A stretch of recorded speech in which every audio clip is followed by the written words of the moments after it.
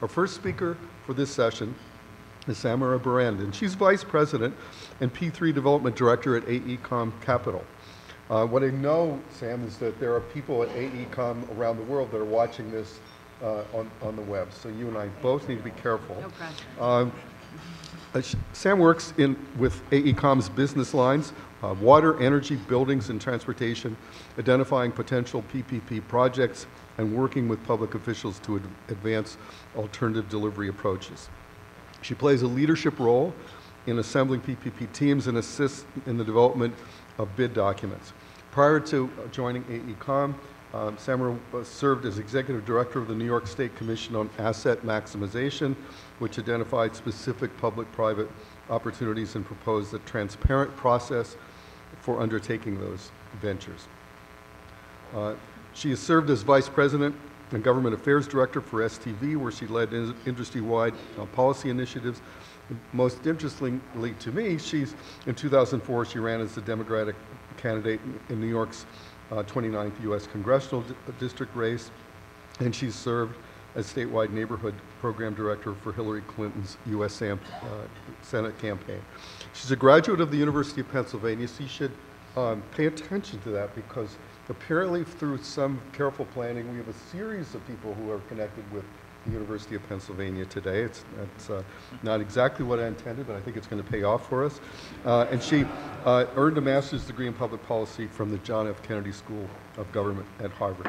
Sam, we're really pleased to have you with us.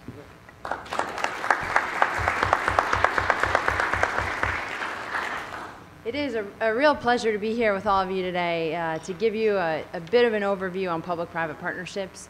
I know that the previous speakers, the Congressman and the Secretary of Transportation, dove in a bit, so we're going to attempt to go a little bit further here and carry you through a bit of an introduction.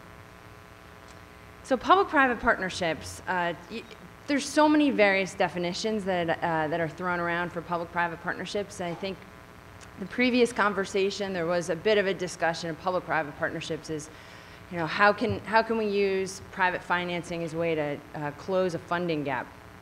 Well, as the Congressman rightly said, it is not a way to close a funding gap. Public-private partnerships, as they've been used around the world, are really a tool to allow the private sector to do what it does well and the public sector to do what it does well. It's a means of transferring risks that might be most appropriately held with the private sector to them, and essentially injecting much more accountability and performance-based delivery into infrastructure. Places like Canada and the UK really gravitated towards public-private partnerships over the past 20 and 30 years because they were frustrated. They were frustrated with projects going, millions and billions in some cases of dollars over budget, the lack of ability to control outcomes. And so the drive towards public-private partnership was really that, a means to better control the performance and delivery of a project. So I think we have to keep that in mind, especially as the federal debate goes forward and at the state level, as all these states are grappling with how they solve their infrastructure issues. I think public-private partnerships can be an excellent tool to stretch the money that we have and to deliver more projects, but as was stated earlier, it simply is not free money.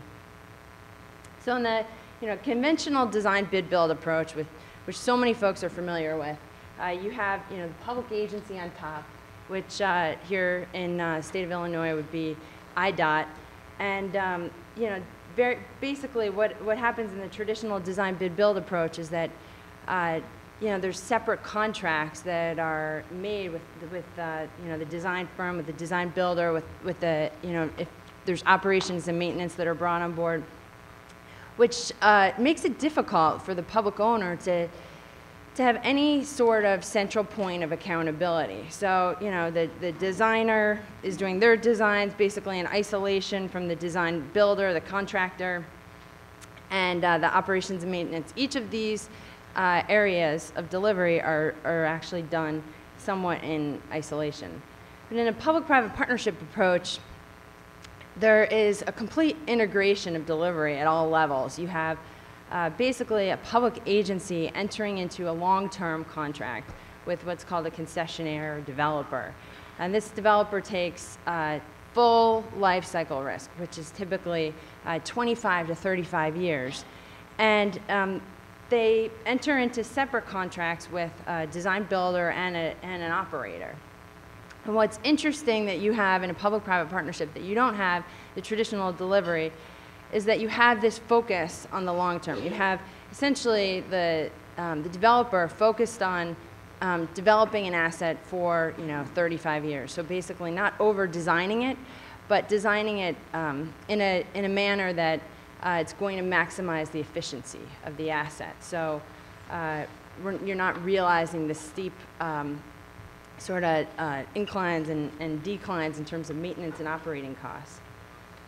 In a public-private partnership approach, or just in general in terms of project delivery, you have this escalation in terms of what's the lowest amount of risk transfer. That's design, bid, build, all the way up to the top. And I know that the Secretary touched on this a bit, but what's important to note, and what we've seen a bit here in the city of Chicago and in the state of Illinois and Indiana is we've seen the Chicago Skyway and the Indiana Tollway project was not actually an asset sale. It was a design, build, finance, operate, maintain. It was a long-term lease of an existing asset where it was the transfer of revenue risk to the private sector. And I think that's something that needs to be kept in mind in terms of public-private partnerships. There's a lot of misperceptions of full-on privatization versus in these long-term leases, the public sector actually does maintain a lot of control over the asset. They have specific performance standards that are built into the agreements. And so as you go further up, the design, build, finance, operate, maintain structure transfers the most amount of risk aside from an asset sale or privatization. But then you get down to a design, build, finance, operate, maintain, which I'll talk about a bit more in a second. But this is an approach where basically it's an availability structure where you can use it on a number of assets that don't have tolls associated with them. Then you get down to design, build, finance, design, build, operate, maintain. Each of these, as you go up sort of the ladder, has more risk transfer associated with it. And for certain projects, often question comes up, which projects are most suitable for P3? And I would say, being in government and outside of government, not all projects at all are suitable for as a public-private partnership. In fact, in the UK, where they've been very, very successful at delivering public-private partnerships, they're really maximum 10 to 15% of all the projects that they deliver in their program a year are done through public-private partnership. And I think it's really important to look at sort of the need, how important it is to the public sector. Is it part of their capital plan? Is it a tricky, sticky project? What are the environmental, regulatory issues that have to be overcome? And what is the interest of the public sector? The public interest? How do we protect our constituents and taxpayers? And can a public-private partnership best do that? So there's a few examples of public-private partnerships, and one size definitely does not fit all. The revenue demand-based option is the one that we see with the Chicago Skyway and the Indiana Tollway, which is in this area. That's where the private sector controls and collects the project revenue, and those serve as the only revenue and source of compensation to the private sector. But another structure which is actually taking root more right now in the U.S. is actually an availability structure where many folks say, well, how can you do a public-private partnership on an interstate highway where if the government wanted to expand an interstate or widen it, how could you do that when tolls are prohibited? Well, you could do that actually with an availability structure. And you could also use an availability structure if, say, for instance, the Goethals Bridge project in New York. The Port Authority of New York and New Jersey has decided that they want to do a public-private partnership on the Goethals Bridge. They do not want to transfer the toll risk to the private sector. So what they've decided to do is to retain the toll risk themselves and essentially transfer all the long-term project delivery, upfront construction, financing risk to the private sector instead, and they retain that toll setting authority. That's an availability payment structure. It's essentially a long-term, it's essentially a same as a mortgage on your house, a perpetual, fixed, periodic payment that the public sector pays the private sector, except unlike a mortgage, it's tied to performance. Then another structure, which we really haven't seen as much, is the shadow fee structure, which basically allows the public sector to set the toll rates, but to transfer the revenue risk to the private sector. So the private sector would take the risk of traffic and so forth. So previously, I think you heard a little bit about some of the innovative financing tools that are available to the public sector to undertake public-private partnerships.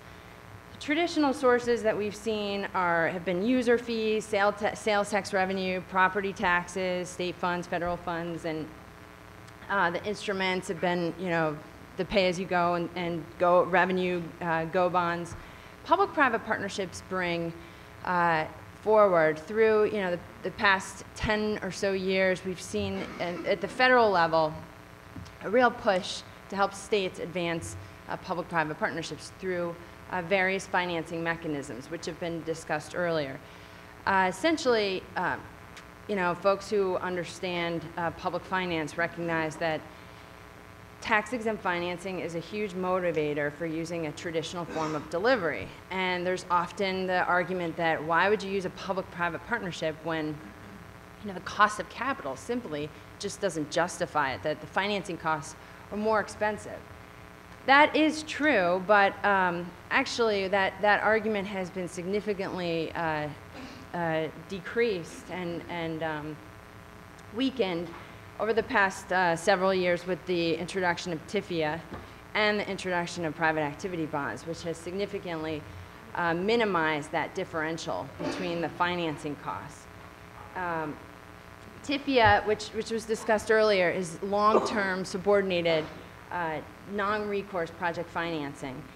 Often this can be some of the riskiest form of debt financing in a deal, so to have it in a long-term nature and have flexible repayment terms is of significant value to these deals. And sometimes they can, the rates that are available to TIFIA are on par with U.S. Treasury rates.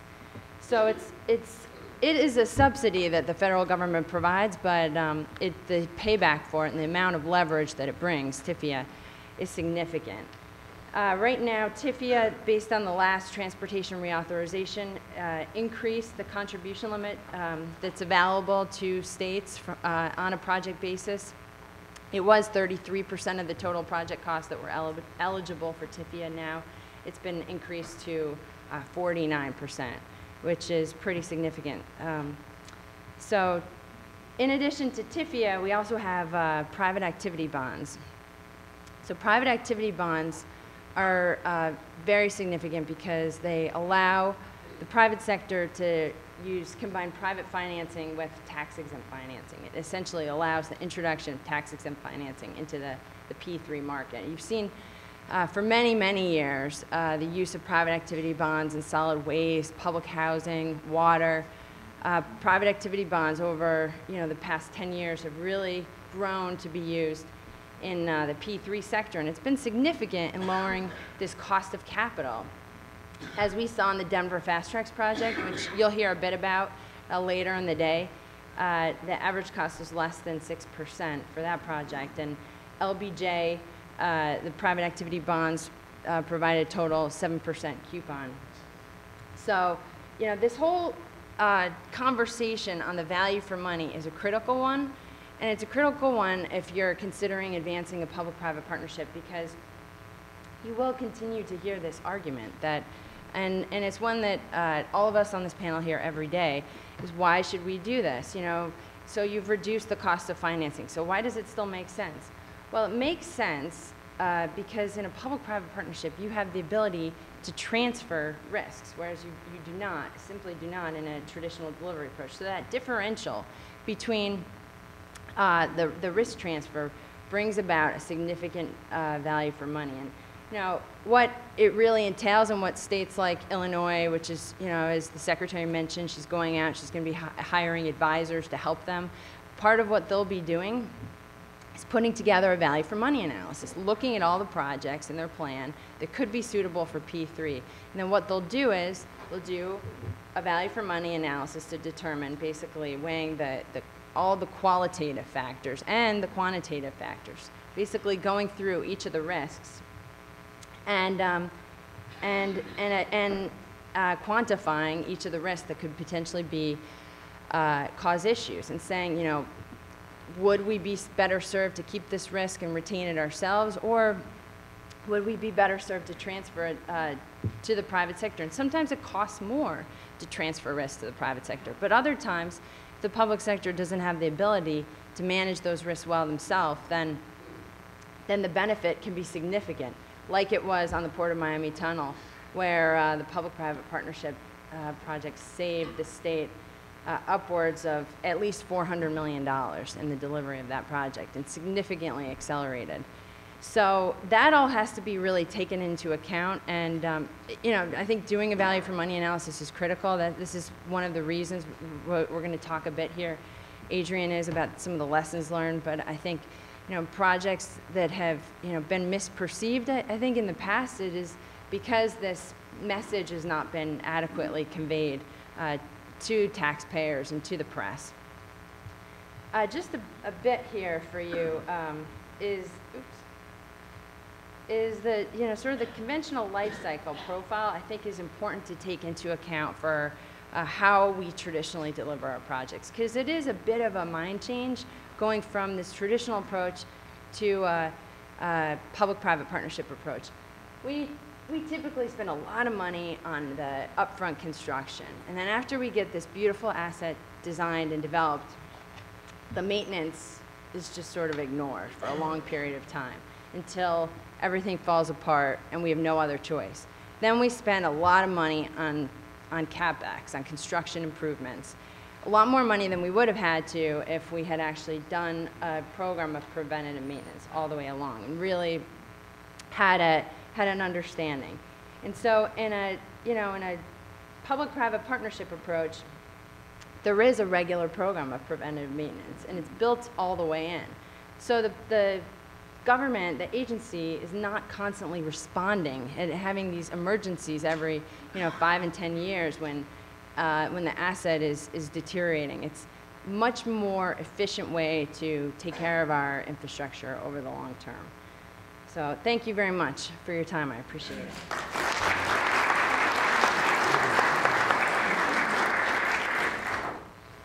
Our next speaker is Thomas Lanctot. Tom is a partner at William Blair and Company, a Chicago-based investment banking and asset management firm where he heads the debt capital markets department. Tom's an old pro with this. You were with us last year, I believe, when we talked about high-speed rail. High-speed rail. I was so he did stuck at the garden party. He did so well that we really wanted to have him back. He's played an active role in innovative public-private partnerships and financing transactions for clients in the public, nonprofit, and private sectors. He led Blair teams that were catalysts and advisors for some of the most important and noteworthy P3 transactions in the United States. Before he joined William Blair, Mr. Lanctot practiced law for 23 years and advising clients in a wide variety of transactional and governance matters. He earned a BA from Northwestern University, so welcome back, and we'll look forward to your contribution. He also attended the University of Pennsylvania, so another contact there, and received his JD degree from the University of Chicago. So welcome home.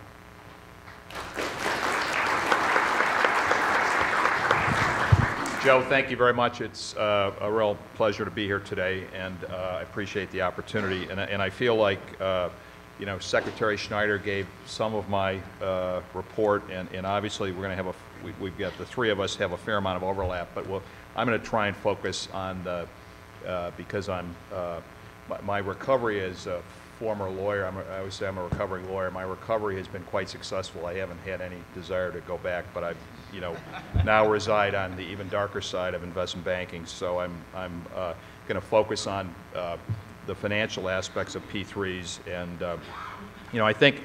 But before I get into the details, I think one important takeaway from today is to know what you don't know. There's a lot of misinformation out about P3s.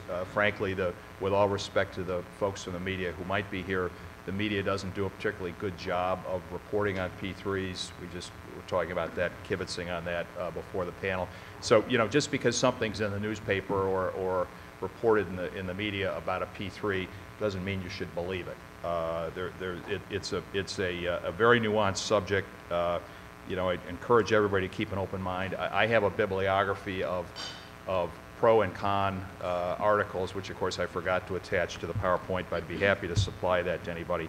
I think one of the challenges we have, and I think some of the prior speakers mentioned it, is that we have still a very immature market in the United States as far as P3s. We have a lot of one-off transactions. I think there's obviously the markets in other countries are better developed. There are better formats, much more of an organized template for these transactions. It struck me just last week, I was in another meeting and realized that the federal government has been in the P3 business for a long time with respect to its real estate assets. A large, overwhelming majority of the federal government's real estate assets are acquired through design, build, finance, operate, maintain arrangements with the private sector. So, the federal government, obviously they don't borrow on a tax-exempt basis, but they figured this out a long time ago, and it's sort of funny how we have that template. The GSA has a very effective template. They've got 7 or 8 or 10,000 leases out there for various properties. But obviously so there are formats that obviously we can borrow from the UK, we can borrow from Canada, but we need to get. I think we're crying out for. And I think some of the speakers, and I think some of the later speakers will reiterate that. We're obviously here because the conventional sources of financing for infrastructure are limited. We've heard from the public sector speakers the reduced role that the federal government is going to be playing. We clearly neither at the federal level nor the state level is there any will to raise the gas tax or to index the gas tax for inflation. The municipal bond market, I think one of the primary reasons why the P3 market has not developed more aggressively in the United States is the historic, as Sam said, the historic existence of the municipal bond market in the United States. But we have local government, state government reaching borrowing capacity. There just isn't more capacity to fund projects through the conventional muni bond market. So we're obviously looking for innovative new ways of financing infrastructure. And again, I think this is something that Professor Schofer has emphasized. If there's one takeaway today, it's that P3s are not free, okay? There's not a P3 fairy or a P3 money tree that's just throwing money at projects and saying, well, isn't this a wonderful project? The private sector would like to give you money for it. The private sector is looking to earn a return on its investment. And, unfortunately, when we talk about public infrastructure, some people find that profit motive to be distasteful. And I think that's an underlying current in all the conversations we're having. But it's just a fact that if you're going to bring private investment into infrastructure, the investors are going to expect a return. Now, what that return is, Congressman Costello suggested there be limits. All of those policy and financial objectives can be achieved through the proper drafting of project agreements, setting of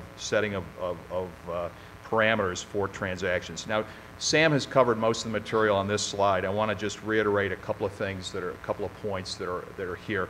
One is that the value for money analysis. That's got to be the financial analytical driver for doing a P3. You've got to think that the public sector is going to get more value for money from doing a P3 than the conventional approach.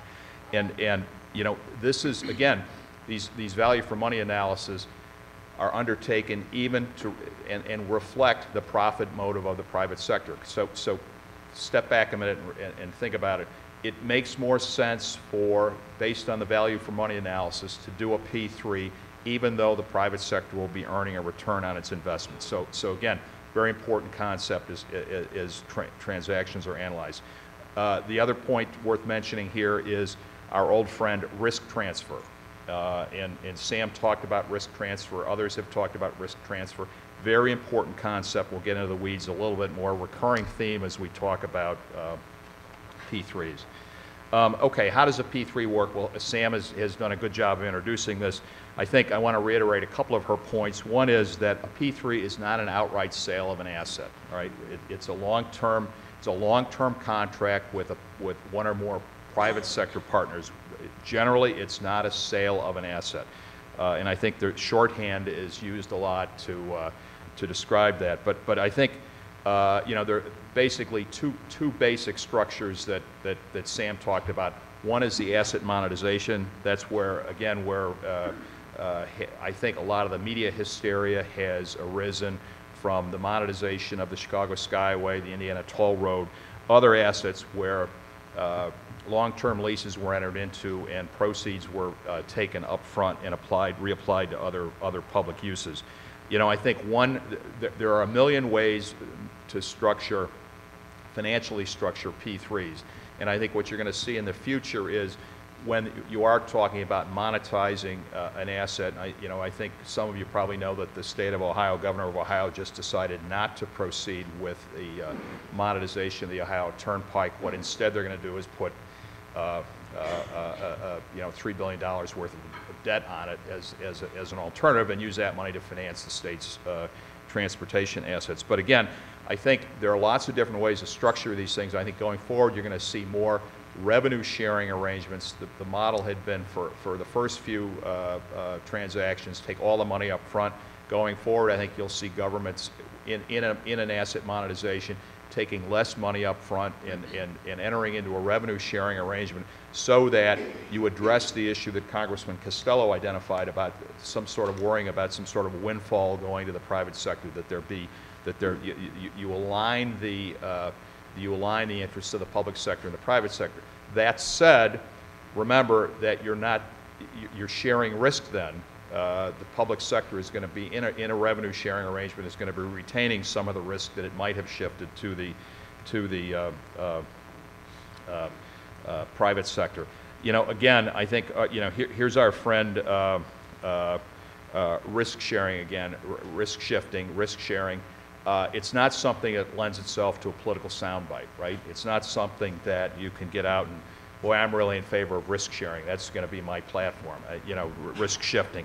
But, understandably, a lot of people don't grasp that issue. Of course, the other structure that Sam identified is the availability payment structure, and we've got a little more granular detail on that. But the capital stack for an availability payment can consist of equity, project debt. I think very important to focus on the fact that the private activity bonds and TIFIA loans and other sources of loans for these projects are payable only from the proceeds of the project, right? They're not payable from taxes of either from gas taxes, income taxes, taxes of general application. So I think very important distinction, even though they are borrowing on a tax-exempt basis. Again, Adrian's going to cover a lot of the benefits, the pros and cons of P3s. I think one thing, and we don't really have time to delve too deeply into this today, is the private sector does have, notwithstanding the borrowing advantage of traditional municipal bonds, the private sector does have a lot more flexibility in structuring financing for these projects. So I think that's a very important takeaway. And again, back to our old friend, risk allocation, risk transfer, very important. And there's also the opportunity in some situations to take advantage of federal tax benefits for the private investors. So one of the things Professor Schofer asked me to talk about is, okay, what drives the private investor? What brings them to the table? So step back to when the city of Chicago monetized the Chicago Skyway. I think that was probably seven or 8 years ago. The winning bid for that upfront payment, long-term lease, was about $1 billion higher than the next bid, okay? So it was a bid of $1.8 billion upfront for the city of Chicago. The next bid was $800 million, which is where the investment bankers, Brand X, had told the city the bid would come in. So I think everyone in the private sector thought, boy, this is going to set off a feeding frenzy. State and local government's not going to be able to resist the opportunity to monetize assets. So what happened is all kinds of private capital has been raised to invest in public infrastructure. Okay, so who's raising that private capital? What are the sources of that private capital? Well, number one, public employee pension funds throughout the United States. As Congressman Costello indicated, big allocations of money from public employee pension funds investing through infrastructure funds, private equity funds formed to invest in infrastructure. The Canadian model, we have a lot of public pension funds in Canada that invest in infrastructure directly. They have big staffs, big financial staffs. They're able to make their own investment decisions. The American model is closer, with the exception of CalPERS and CalSTRS, the large California pension funds. The American models is to invest through funds. Also very active, or increasingly active in this space, are insurance companies. They like the long-dated nature of infrastructure. All of the investors like the low-risk profile that most public infrastructure has. If you think about a water system, a toll road, well-established with low elasticity of demand assets that are throwing off good, steady cash flow. Looking at this as a very attractive investment opportunity. So you've got a lot of capital that's been raised. Some of it has been deployed. The stampede that I think a lot of investors thought was going to come has not come. I think you've also seen a fair amount of concern about the risk profile, particularly of monetizations and revenue concessions, which is why the availability payment structure is so popular right now, particularly for the development of new infrastructure assets. But other players in the market, clearly developers and operators, long-standing European presence of large European companies, Meridium, Vinci, who is a partner with Walsh in the Indiana project you're going to hear about this afternoon, Ferrovial. These are large multinational companies that have been investing in operating infrastructure for many years, developing infrastructure for many years. And then finally, you're seeing, you're going to have Greg Sambrone from Walsh talk this afternoon about the Indiana Bridges project. You know, construction companies, American construction companies like Walsh are getting more involved in P3s. The multinationals have been involved for many years. So those are your private partners that have come together to bid on some of the large projects. But okay, what attracts them to the, you know, what are the keys to attracting private sector interest? Clearly transaction size, right? They're going to incur a lot of pursuit costs in putting together bids for these assets. So it's got to be a big enough transaction to, I don't know if it has to be a transaction of national interest, but it's certainly got to be big enough to attract. The risk-return profile has to be right. You know, just because it's a infrastructure investment opportunity doesn't mean that the private sector wants to take all the demand risk, whether it's toll risk or other forms of demand risk. So the risk-return profile is very important, and I think the reason that the availability payment structure is becoming increasingly popular is, particularly for large transportation assets, is that the investors are comforted from a payment stream from credit-worthy states like Virginia, Florida, Texas, where they're confident that if they perform on their side of the contract, that the public sector counterparty will perform on its side. Political risk, huge problem. There has to be a process that, you know, one of the things government is good at, obviously, is process is their product, right? The government's very good at process, right? The private sector respects that and understands the need for it, but It's got to be a fair, transparent, robust process, but it's got to move along. You've got to manage the expectations of the private sector. The private sector is going to be spending a lot of money to get ready for a bid, and what they want is a predictable, understandable process. And what we've had is, starting with the Pennsylvania Turnpike, parking in Pittsburgh, a couple other situations around the country, are some real nightmares of transactions that have gotten almost all the way to closing, certainly through bidding, and for whatever reason, usually unrelated to the financial merits of the transaction. Usually there's some backstory involving surprise politics that the transactions are not approved. So political risk is a huge issue. That's why, again, having templates in place, having pre-approved parameters in place, having the ability to execute the transaction, assuming that the milestones and requirements of the public agency are satisfied, very important, because you're going to find bidders backing away from situations where they're concerned about the ability of the public agency to deliver on its side of the transaction. Again, I don't want to beat a dead horse, but they're very, very important. You know, the transaction has to be commercial, and that's a term of art within the P3 world, but the transaction terms have to be, I think, as Congressman Costello said, they have to be fair to both sides. And I think sometimes the public agency can put together a wish list of how it would like the transaction to work, and no private investor would touch it because it's just too one-sided. And I think you've got some players in the marketplace right now who are advising public agencies and are trying to do deals, and I think it's, you know, the transactions have to be fair, the terms have to be commercial, and again, the pursuit costs are significant here.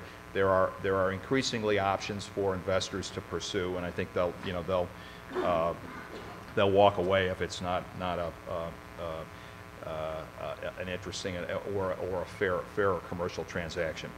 You know, this slide, I think Sam's covered this. I'm going to go quickly through the next few slides, but again, this is talking about the availability payment, where you can combine the design, building, financing, operating, and maintaining of an asset. And I think, you know, the key thing that Sam mentioned is understanding life cycle costing, because I think that drives a lot of the benefits of a P3, and particularly with respect to the development of new asset. And I think the public sector, I think, has a limited understanding of its life cycle costs. I think it's getting better at that, but I think we're all aware of the incredible deferred maintenance once an asset is built. So you have this sort of recurring, and I've got a slide in a minute that shows this, but you've got this recurring situation where you go out and borrow the money, you build a project, and then you don't spend another dime on it until you have to rebuild the project. And that, you know, again, isn't a particularly, it's the way the system works, but it isn't a particularly smart way, and that's, again, the General Services Administration, federal government, has gotten away from that and has figured out a way to deal with that. So again, the availability payment is generally used for transactions, what are sometimes called social infrastructure, but also for transportation infrastructure where there isn't a revenue source sufficient. It's not a self-sufficient project, or it needs public subsidy or public support. So again, you know, here are some of we've talked about life cycle costing. Some of the, and I think Adrian will talk about some of these again. But you know, a lot of financial advantages for the public agency in a alternative delivery model, availability payment structure. You know, you've got reduced construction costs, faster delivery. You've got presumably you're going to have lower O&M costs. You're going to have more flexible financing from the private sector, and again, our friend risk allocation. And then I'm going to quickly run, in the interest of time, kind of run through these slides. I think these slides will be available for folks so they can see them later.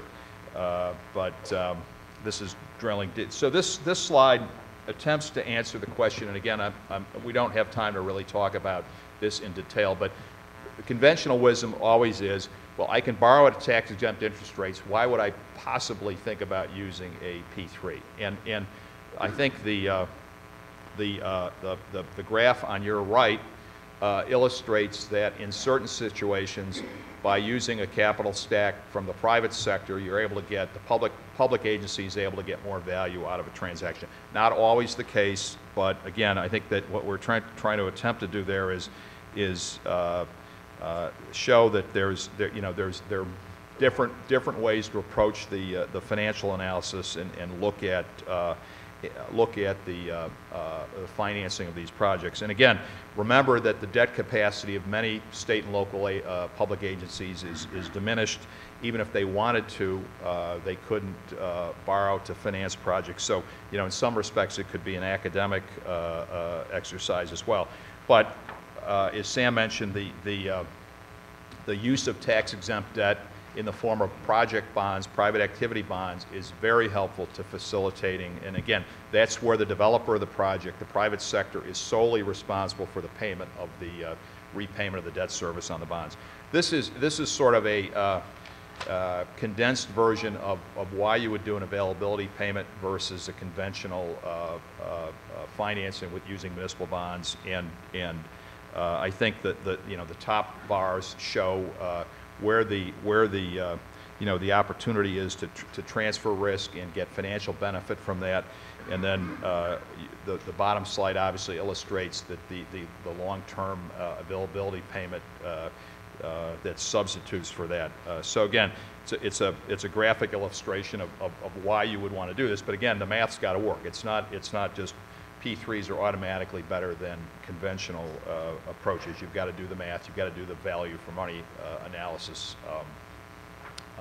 So, I think Adrian, again, is going to talk about a lot of these P3 considerations and questions. But, okay, does the public agency lose control? Only if it writes a bad contract, okay? And again, you've got to, the other thing to remember is if you take money up front, you've got to live by your bargain going forward. So, you've taken money up front. The investor has given you that money in anticipation of you living by the contract, public agency living by the contract. What'll happen to user fees? Congressman Costello talked about paying $15 for parking at the airport. That maybe is what he pays in St. Louis, but I don't know if he's been to O'Hare Midway lately, but again, something you can control through the contract. You can specify controls on all the user fees. One of the drivers behind the the original Midway Airport P3 was that the airlines were going to have a lot of comfort as to what that was going to cost them to operate at the airport. That was how the city was able to get Southwest Airlines in particular to agree to the P3, and I think there's a similar arrangement going forward with the new transaction. How does the public agency oversee operations, maintenance, and capital improvements? This is another really important takeaway. These contracts don't operate by themselves. They require very attentive management and skilled management of these contracts through the entire term of the contract. So these are not turnkey operations. Why is there demand for these assets now? Well, again, we've talked about the fact that we've got pension and sovereign wealth funds and other institutional investors are very interested in the stable and predictable cash flow that's attributable to most infrastructure assets. So how long does a contract have to be? Well, long enough to interest your investor, right?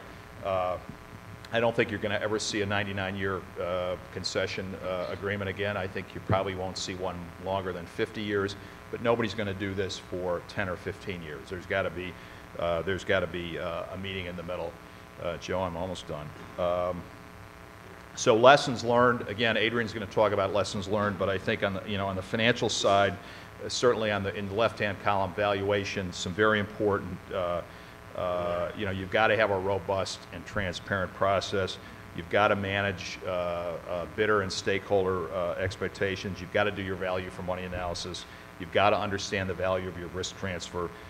This is a very emotional, again, people may find the profit motive in public infrastructure distasteful, but most of the failed transactions that have occurred have been unrelated to the financial merits of the transactions. There's a backstory, as I said, about something else, some other consideration that came into play.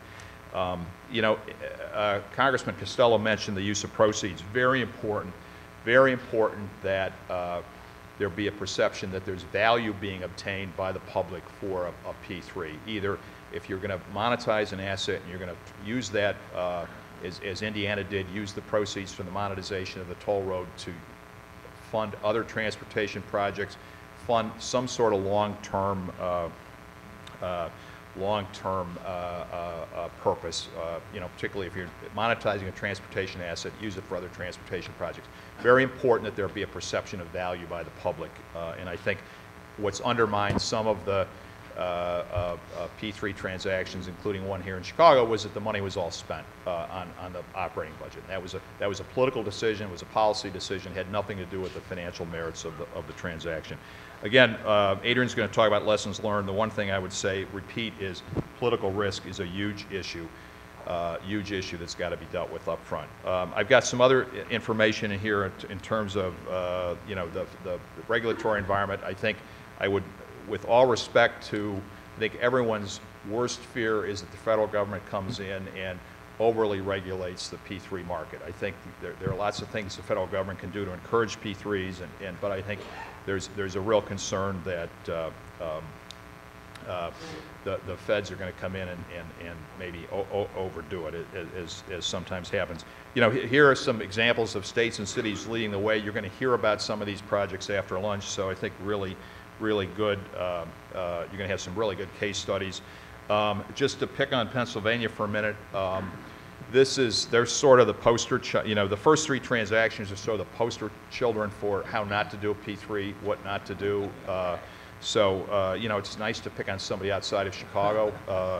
They don't seem to wear the same sort of dismal reputation on P3s, but they certainly deserve it because I've been involved in all of these transactions. And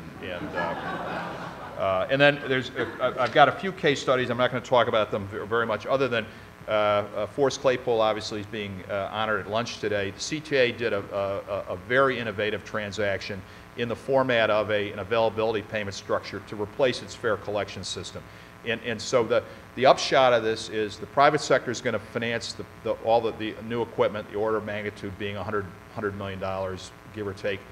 The agency is going to save money all in from its prior provision of these services, both the fare collection and administration of the fare system, and the customers are going to get better service. So that is a poster child for, you know, assuming that this technology works and everything is implemented properly, this is going to be a poster child for you know, a transportation P3 that everybody wins. I've got the old Midway case study here. You're going to hear about Denver Fast Tracks this afternoon, and a couple other case studies here of P3s for transportation. So with that, Joe, I'll surrender the podium. Thank you very much.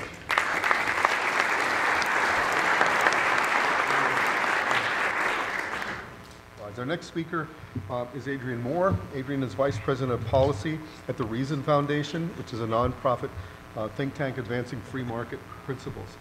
He leads Reason's policy implementation efforts and conducts his own research on the subject of privatization and a variety of other matters. He's a regular advisor to federal, state, and local officials on ways to streamline government and reduce costs. During 2008 and 2009, he served on the Congressional National Surface Transportation Infrastructure Financing Commission that made recommendations to increase investment in transportation infrastructure while moving away from reliance on motor fuel taxes toward direct user fees. Dr. Moore is a co-author of a number of books, including published in 2008, Mobility First, A New Vision for Transportation in a Globally Competitive 21st Century. He earned his MS and PhD degrees in economics from the University of California at Irvine. Adrian, glad to have you.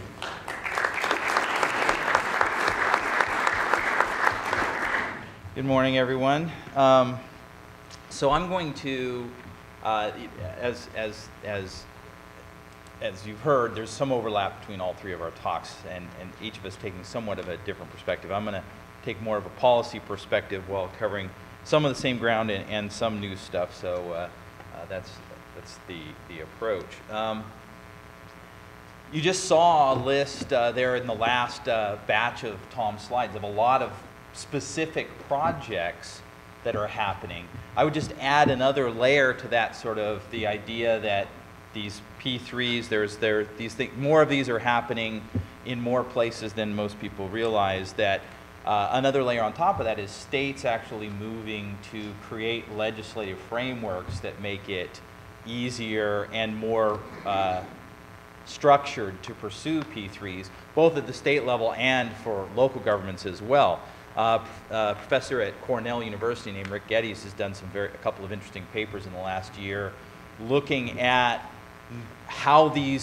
what are the common components of this legislation, how are they viewed as far as being good or bad, what are sort of the good elements and the bad elements from the perspective of both the public and private sector, and also then done some analysis of what kind of projects have come into being after different kinds of legislation have been passed, and generally concludes that the legislative elements that are widely considered to be good for enabling P3s to happen, in fact, do lead to more P3s happening. So the legislative framework does matter.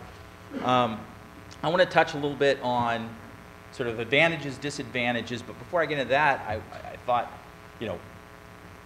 one level above advantages, disadvantages, sort of why do these things happen, and why do they happen in particular from a more public policy perspective. And I would say the number one reason why why public agencies actually push through to do a P3 is that it enables them to do a project that they otherwise would not be able to do.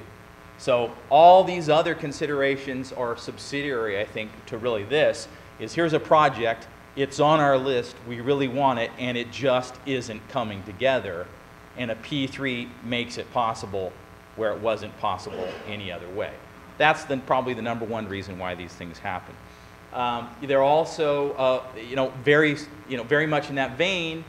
Sometimes they make it possible to do a project, and this is particularly true for local governments, to do something that's bigger than they could possibly put together in a conventionally funded, in a conventionally financed, in a conventionally structured arrangement. And so it's a special case of a project that otherwise they simply could not do. And I think the simple fact is that more of these are happening, there's more knowledge about it, there's more examples out there, and that somewhat greases the wheels of progress. In terms of advantages, you've heard a lot about the risk transfer question. At the policy level, though, that's really more about how politicians perceive risk transfer, the ultimate decision makers here in a P3, versus how the bankers and the lawyers and the investors and the builders and the project managers within agencies look at risk transfer. I would argue that if you look at the way the nation's finances have been managed in the last decade, there's no indication that politicians are particularly good at dealing with future risks. In fact, future risks are great for politicians because they're future. What they hate is risks now. And so risk transfer doesn't really play well when you're talking about a project, I think, in the political space. It plays much more when you're dealing with the sort of folks who are more on the ground. Somewhat related to that, this idea, there was a question earlier this morning about cherry-picking projects, that if public-private partnerships rely on a project that's going to have a revenue stream, therefore we do P3 projects because they have a revenue stream, and projects that don't have a revenue stream then sort of go by the wayside. And I would just say, well, in the same vein as risk transfer allows a optimal allocation of resources in a project between the public and private sector, having P3s in the toolbox allows a state DOT, as the secretary mentioned, to think about where resources need to be and where they can be leveraged. A P3 is a way of leveraging resources from conventional funding, as well as taking advantage of new user fees in the form of usually tolls, which frees up money from conventional funding sources for other projects that may be lower down the list but don't have that possibility of doing a P3. So it should be a win-win for both kinds of projects. This incentive to reduce costs is important. I mean, this runs through almost every P3 structure example that you look at, and not just in transportation, but in infrastructure in general, that the process of putting a P3 together creates incentives to figure out how to reduce the cost of the project in a way that a conventional design, bid, build project does not.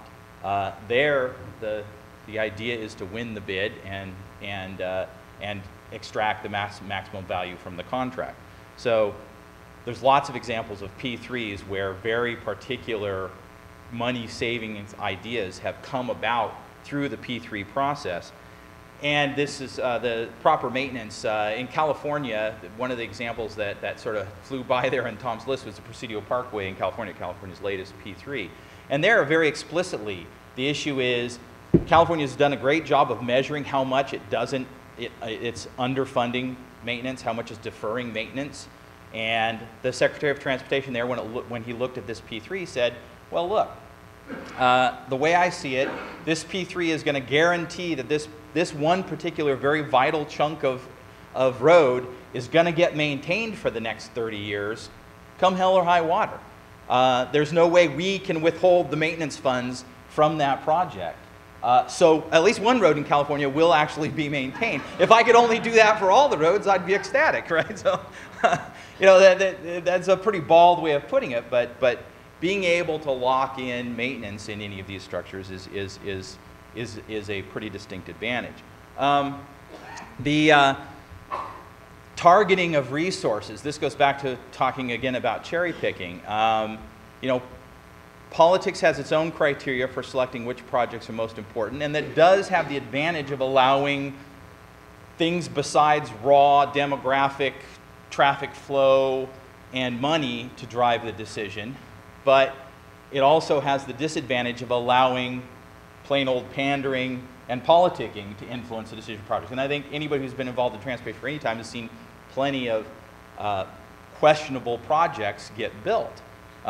So that's less likely to happen with a P3 because the project's just not going to make money to help pay for a P3 unless people are going to use the project, whatever it may be. If it's a transit line, if it's an airport, if it's a road, what have you. So it to a certain extent can depoliticize the decision making about how important the project is.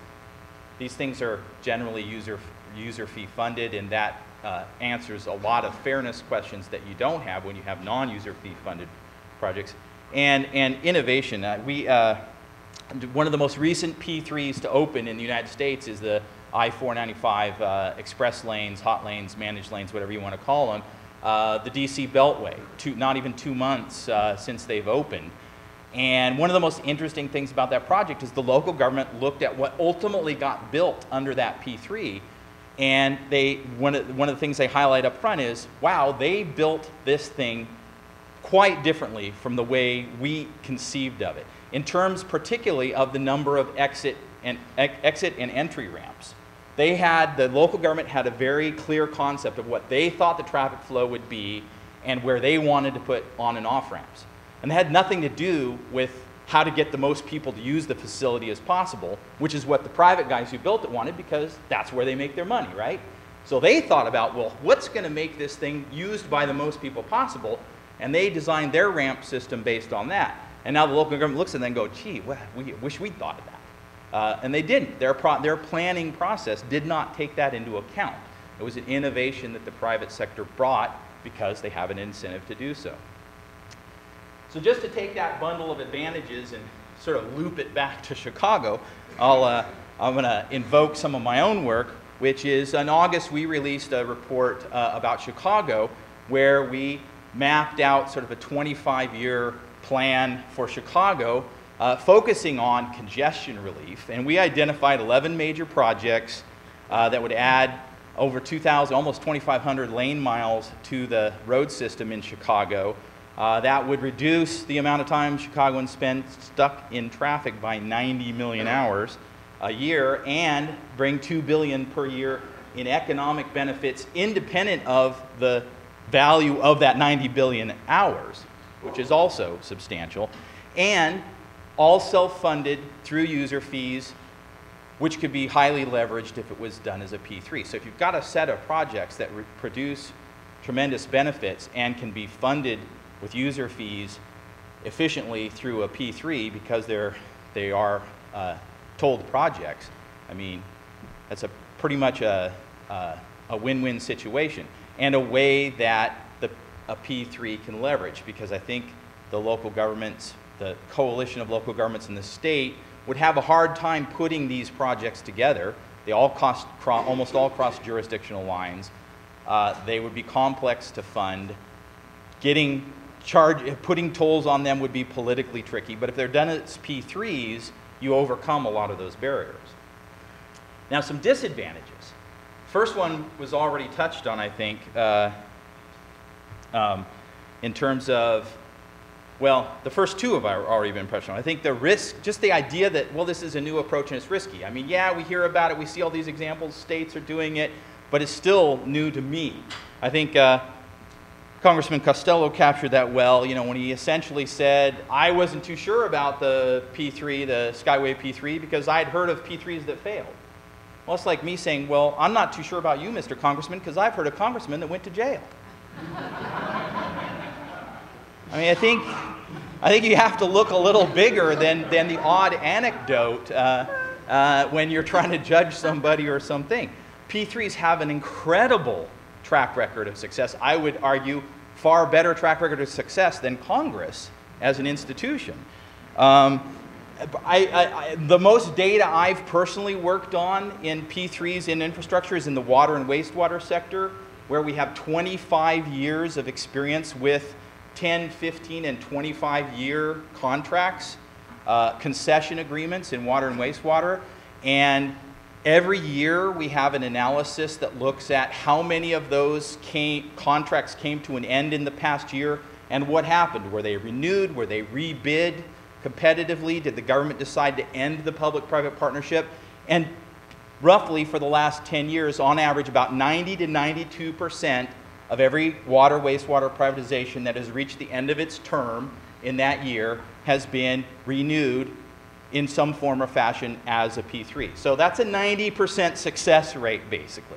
I challenge you to find another public policy out there that has a 90% success rate. So they were. But they're still viewed as risky. So there's a huge gap there that I think has to be overcome, and that's not trivial. Just because we can look at data and say they work doesn't necessarily make the decision makers comfortable with the process. Even more, second item, the change in management that's required. Managing a big giant infrastructure project under a P3 is fundamentally different from maintaining the stuff you've already got, building a conventional project, adding a new interchange, or any of those projects. The things that most transportation agency managers are familiar with don't necessarily apply when you're doing a P3. They got to learn a whole new skill set. And that's a real challenge to overcome. And it can be a real pitfall. There's obviously potential conflicts of interest when you're doing a P3. The worst one being just outright corruption, but short of corruption, there's just lots of potential problems. Once you start mixing private money and public money, private decision making and public decision making, private goals and public goals, all of these things. And if you write a 25 or 30-year contract, you're locking in those decisions, and if some of them are bad, you're locking in bad decisions in a way that you don't necessarily do if you are pursuing a conventional public project. And so you've kind of got to get those things right. I would just add my sort of qualification to sort of all these advantages and disadvantages is if you think about it, in some ways that applies to just the business of managing transportation projects. If you think about all the ways that a P3 could go good or it could go bad, I would argue, well, that's just as true of any other project that particular group of politicians and agency managers are doing. If you can't trust them to pursue a P3, how can you trust them to spend your gas tax money? If you can trust them to spend your gas tax money, then you might consider that they might be capable of handling a P3 as well. They're not the same thing, but they are management challenges, and either they're good managers or they're not. Some other concerns, I don't want to delve into too much of these but these are things that tend to come up in the public debate or the political debate about P3s. In spite of the fact that about half of us drive foreign cars, almost all of us put our babies in baby seats made by foreign cars, and virtually every pharmaceutical we put in our mouths and swallow is made by a foreign company. We got this worry, well, what if a foreign company is building our roads? Good Lord, how can we have that? You know, who knows? I keep waiting for the Spanish commandos to jump out of those Sintra trucks and take over the Midwest or something.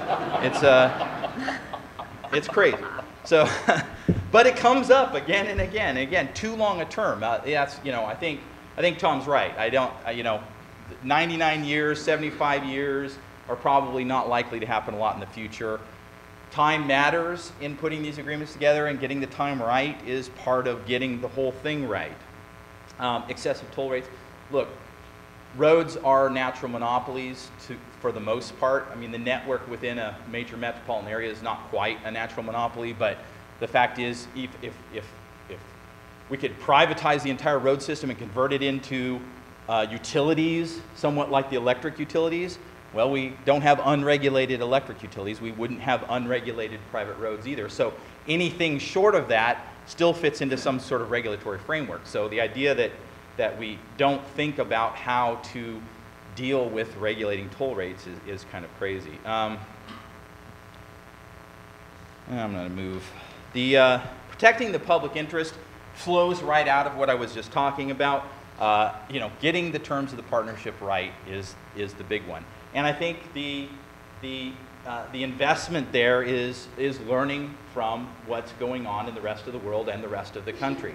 There's this sort of general sense that we need to do that, but not necessarily a commitment to do so. Embedded in that is this idea of creating objective measures and oversight, okay? These things have to be managed. It's good to have management tools like objective measures of what is and isn't compliance with the agreement, not sort of vague things, and actually pursuing that, having someone in charge of keeping tabs on whether things are going the way the agreement says they're supposed to go. But the caveat to that too is you have to treat this as a partnership. If you as a public agency team up with this private group to build and operate this road thing or this transit thing or this airport thing or whatever it is for the next X years, that's not like going in and buying a new car where you're just figuring out what you want and then you're dickering like crazy to get the best deal you can, and then you're done with those people. I mean, maybe you have a maintenance agreement, but you know, those are a ripoff, so you should be done with them. But it's not like that. It's, okay, we're going to be jointly facing challenges and having to overcome them for the next X years. So we need to think of it like that. So get things right up front, identify those criteria, realize you have to manage the operation of this private partner, but also realize that there's a lot of unforeseen stuff and you have to approach it as a partnership. Now, since so many of these projects are tolled projects, I mean, availability payments is getting more and more interesting and there's more and more exploration in that space, but that's sort of the new emerging thing, practice more than it is convention. Convention is we're talking about tolled facilities of some kind in most cases. That buys you a little bit of extra controversy because just plain tolling itself is controversial. And so sometimes that gets wrapped around, well, you can't have a P3 because it means tolling. Maybe that's kind of true, but it's also a little bit muddled. I mean, either this thing is, if you don't have money to pay for it from anywhere else and therefore you're going to toll it, then the question is, well, if we're going to toll it, do we do that as a conventional public tolling authority of some kind, or are we going to do a public-private partnership? So they're not necessarily intertwined decisions. Interestingly, Transportation Research Board has done a couple of roll-ups now in various formats of survey data on what people think about how to pay for roads. And one of the consistent themes that comes out of there is tolling's not popular, but it's more popular than raising the gas tax. And so that's great in general, but it doesn't seem to matter that much when you're talking about this here road.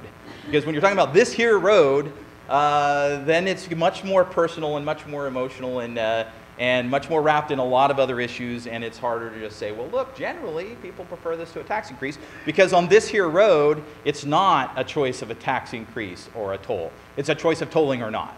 The tax increase is a much more abstract and general question, so you don't really get those up against each other. And the fact is, whenever you're talking about any new funding for even a new facility, that creates all kinds of populist opportunities for populist political leaders, and there's always some. Even if you've got consensus in a legislature that this is what we need to do, it only takes 10 or 5 on each extreme to go out and whip up a lot of populist unrest over whatever their pet issue is, and it makes it very hard to do these projects.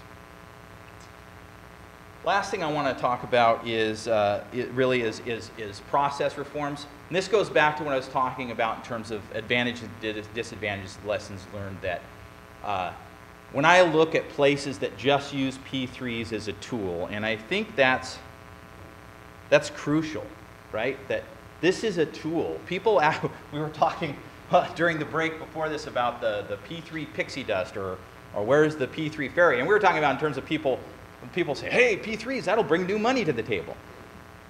Now, P3s is a financing mechanism. It doesn't make money fall from the P3 ferry. It doesn't create new money.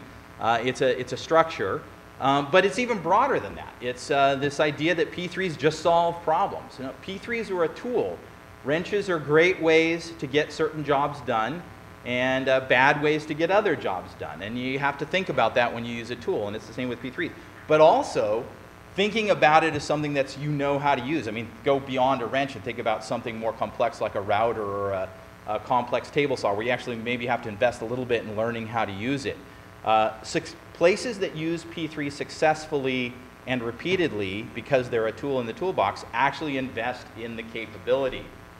They have some kind of entity, some kind of management capacity that they've built internally in order to be able to do these, instead of just thinking of them as one-shot deals. I mean, I think that just going to sort of my outlook, which doesn't say much that I haven't already said, but our P3 is going to be a parachute. It's like, holy cow, we've got a crisis, strap on the parachute and jump out and pop that baby before you hit the ground, and then you're done. You'll never parachute again, probably, if you have to use one in an emergency. Or are they going to be a tool in the toolbox? And again, one-time emergency use of a P3 to solve an immediate political crisis does not generally, it's not necessarily a formula even for individual success, and it's certainly not a formula for repeating success. Whereas deciding, okay, this is now a well-considered and well-developed way to do projects when all the bits and pieces are right, so let's make sure we can do that.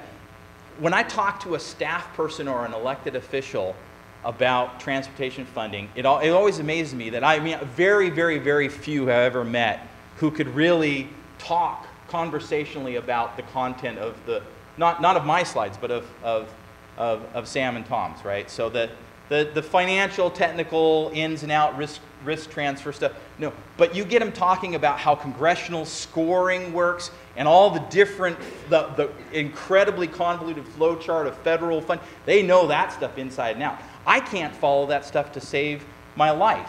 So they're clearly capable of learning very complex mechanisms of transportation funding. They just haven't invested in that for public-private partnerships. And that's where the gap is. The gap is, when is this going to move into the space where the people who make decisions actually invest in learning enough, and it becomes part of the toolbox where we're looking at projects and saying, okay, is this the right tool for that project or not? Thank you.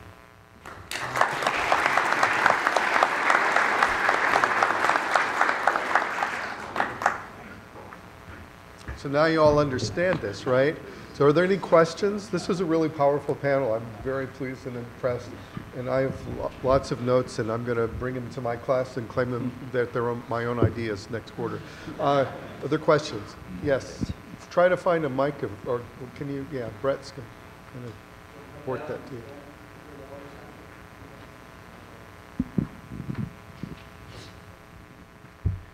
In the early 1980s, the financial product of the day was something called a silo, which was a sale in and lease out agreement where a government entity would sell assets, it was used quite often for transit, and then lease it back and operate it. And the whole driver of those transactions was the desire to monetize the tax benefit of depreciation expense. It was very valuable to private enterprise to shelter their revenues, but it was absolutely valueless to a municipality that paid no taxes. My question is, in a modern P3 financing agreement, how big a role does the monetization of this tax benefit play in the structure? And also, these silo agreements were essentially outlawed by changing the IRS code in 1986. Is there a danger that the IRS would come in and play havoc with the 3P market? Jump ball, who wants to grab it? Such things still exist. I mean, you still see sale leaseback arrangements of various types. Typically for buildings is where they're most common now. And per your point, the ones I've seen in the last decade have all involved basically a sharing of those tax savings so that there is some benefit for both sides. In terms of road P3s, I mean, that will only be relevant with brownfield projects, of which are relatively small subset of the total that's going on. But it's not a trivial. It's small relative to the totals, but it's not necessarily a trivial consideration. When I've looked, the numbers I saw most recently were in the proposed Pennsylvania Turnpike lease deal. That didn't happen, but clearly that was something that the private sector considered as they put their numbers together. Yeah, I would just add that if Congress did change the tax rules on it, I don't think it's going to have any significant impact on the transactions that we're talking about today, and they are an additional advantage for the private investor, but they're not decisive. And I do think they're probably more talked about than they are utilized. Just also on the availability structured deals, it's difficult to realize the benefits of depreciation because they're shorter term. They're typically about 35 years, so it's really not as much at all of a factor in those projects. Yeah, I mean, the bottom line is P3s are not a tax scam. They are real transactions that have real substance, and they're not built on some, unlike the municipal bond market, they are not built on some tax subsidy, or what is the chairman of the budget committee called, tax preference. They're not built. These are real these have real economic substance. To the contrary, any private company operating any of these projects is paying taxes in many different forms on that project, independent of the actual, the property tax on the facility. Public-private partnerships are a way of having an infrastructure project that actually pays taxes where it otherwise wouldn't. So.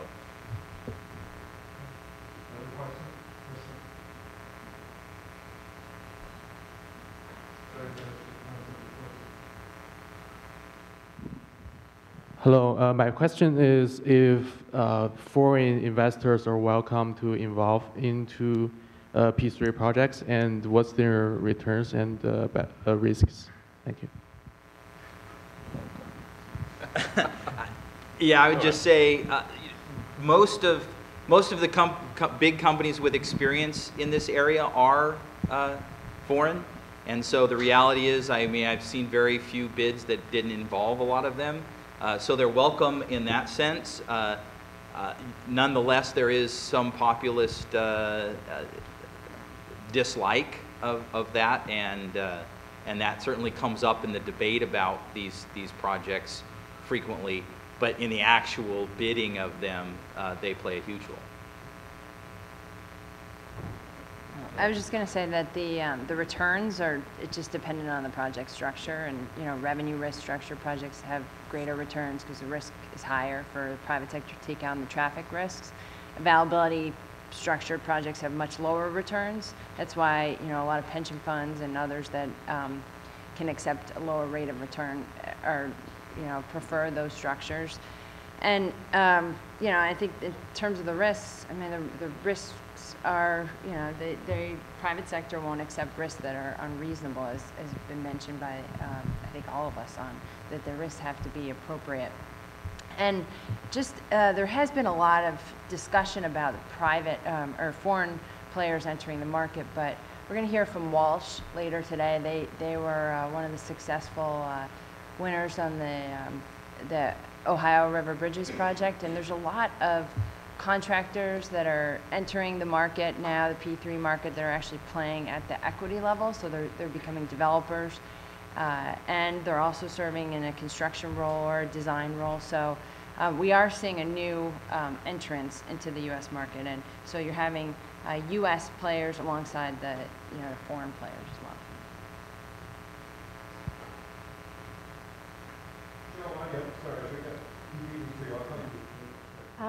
Good morning. My name's Harvin Singh with Singh & Associates. I found your presentations very insightful and easy to understand. However, my question relates to how will P3s incorporate small businesses, since the private entity is not bound by federal or state procurement regulations? But that's not necessarily true, because a lot of the contracts include goals for inclusion of MBE and WBE and small businesses. So if you look at, particularly you look at the concession agreements that have been done by the City of Chicago, they all require the concessionaire to achieve various goals for that. And just, I would just say the reality is they're dense.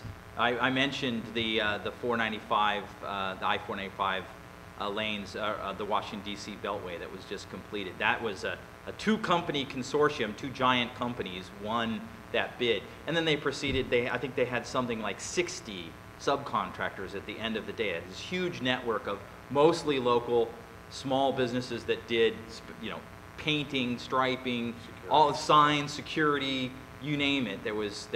That's just, when you do a big project like this, there's always a lot of need for a lot of local. Now, small local companies aren't winning the bid to build a whole bridge, because the bidding process puts a high preference on a lot of experience and a lot of capability. But in terms of being in on the process, that's inevitable.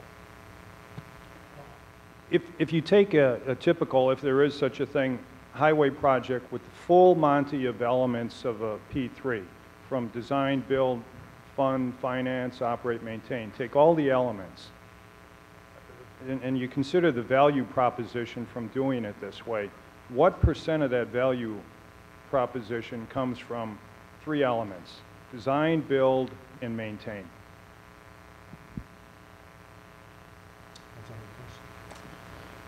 That's an empirical question that I don't think we have an empirical answer to. University of Arizona did some research that was just published by TRB, and they only partly answered that question, looking at a dozen case studies. So I think the answer is we don't know. Okay. Well, if it is empirical, it still has to be answered if you're a state commissioner of transportation and you're doing the value proposition. Well, you can answer it in a specific project. Yeah, that's why you do the value for money, Paul. Yeah. That's why you go through each and you go through the try and value, the risk transfer. There's a whole body of work on how you do that. Yeah, just a point on that. For AECOM was part of a team that advised the legislature in Washington State. The legislature had identified 5 projects that they believed could be suitable for P3. We went through, and of that, we found that actually only 3 projects were suitable. The other 2 were better suited. One big one was Columbia River Crossing, which the whole industry's sort of been gearing up to go after as a P3, but we found that it would be much better suited as a design build. And this was after doing a value for money analysis that really went through and quantified all the risks and the benefit of the long-term risk transfer, the long-term CapEx and OpEx. And if the long-term major capital construction costs aren't significant, then it may not justify doing a public-private partnership. It may just justify doing a traditional, simple design build. And it can definitely be different. The Presidio Parkway in California, 90% of the benefit was in the maintenance. The net present value of the whole thing was almost entirely in the maintenance. The other problem is measuring. What are you measuring? If you don't understand your own life cycle costs, how are you? That's another big issue, another big challenge. Thank you, Bill Phillips, Brotherhood of Railroad Signalmen.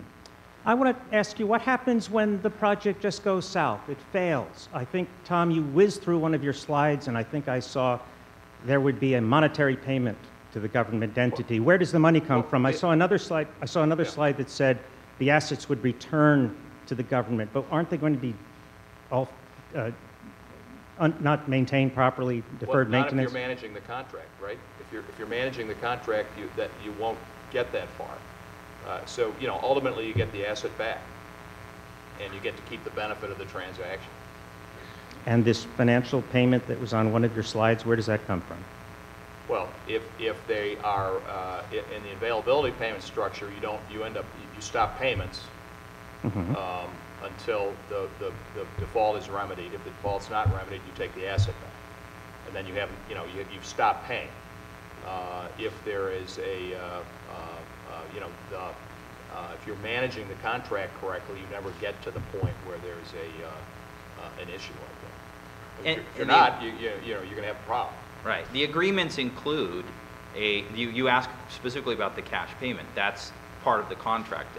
The private company is obligated to make a payment, and in the agreement, that's either insured, it's a bond, it's in an account, or it can be self-insured if they have the assets within the company to back it. But it's a contractual agreement. I mean, this goes back to my point. If you write in a deal and then you don't manage it, and the infrastructure goes to pot, and then the P3 falls apart, and you wind up it hasn't worked out the way you wanted, and you got lousily maintained infrastructure back, that displays a level of incompetence that makes me wonder, well, what about all the rest of the projects you're managing? Because if you can't manage overseeing a contract, I doubt you can manage actually maintaining your own stuff. And as Adrian said, a lot of the contracts require a letter of credit to be maintained in order to cover the financial obligations of the counterparty. So the contracts all anticipate a lot of the consequences. Okay. Now it's time for lunch. The lunch is in the dining room, which is either out that door or out that door in that direction. I don't think you'll be able to get lost. So we'll see you in an hour, a little over an hour. There's a table set aside for the speakers, so the speakers will appear there and you can find them there. And I want you to help me thank this great panel.